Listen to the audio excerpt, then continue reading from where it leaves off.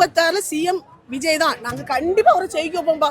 எங்க உயிரை கொடுத்து கூட நாங்க ஜெயிப்போம். ஏன்னா அவர் மேல நாங்க அவ்வளவு சொல்ல முடியாத வேதனை நாங்க இருக்கோம்பா. இப்போ எந்த தலைவராட்டும் யாராட்டும் செருப்பால் அடிச்சிருக்கானுங்களா? இதை யாராட்டும் கேட்டாங்களா?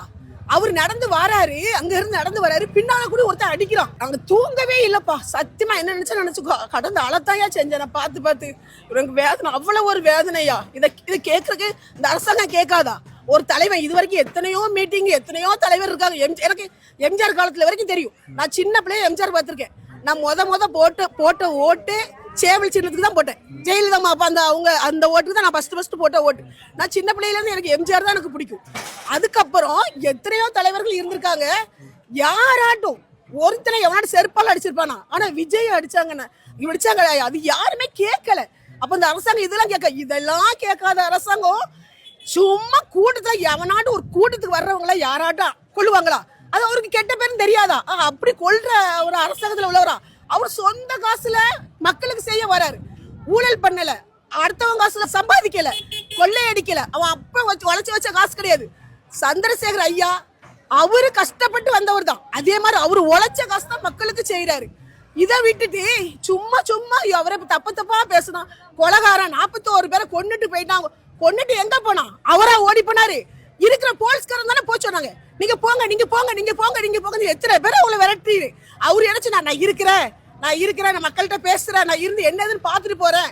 சும்மா நின்று பேசுனவனே செருப்பால அடிக்கிற, பின்னால கூடி அடிக்கிற. இதெல்லாம் ஒரு தலைவனை அடிக்கிறதுக்கு யாருமே கேட்க மாட்டாங்களா? இந்த அரசாங்கம் இது கேட்காதா? இதுக்கு ஒரு என்னென்ன அதிகாரி எங்களுக்கு பேச தெரியாதுப்பா. எது அதிகாரியெல்லாம் வந்து கேட்கறாங்க. இந்த இதெல்லாம் கேட்கறாங்க. கொன்னா யார் கொன்னா? அவரை கொண்டா. இதுக்கு முழு காரணம் செந்தில் பாலாஜி தான். ஏன் என்னென்ன அநியாயம்லாம் நடந்துகிட்டு இருக்கு? அப்பா அடிக்காத அந்த மகேஷ், அவன் என்ன மகேஷ்? அந்த அன்பின் மகேஷ் கண்ணீர். ஆனா நல்லா நடிக்கானுங்க. போனதுக்கு மேல இந்த அதிகாரம் இந்த அரசாங்கம் நடக்கணுமா? ஒரு 41 பேர் சாக அடிச்சு நீ இந்த அரசாங்கம் நடத்தணுமா? நீலாம் எதுக்கு வாழ்ற? நீலாம் ஏன் இந்த கட்சி தாழ்ற? செத்து போயிருக்கடா நீங்க 40. ஆனா அந்த 41 பேர் உயிரும் அந்த ஆன்மா சும்மாவே விடாது. சத்தியமா சொல்றேன்.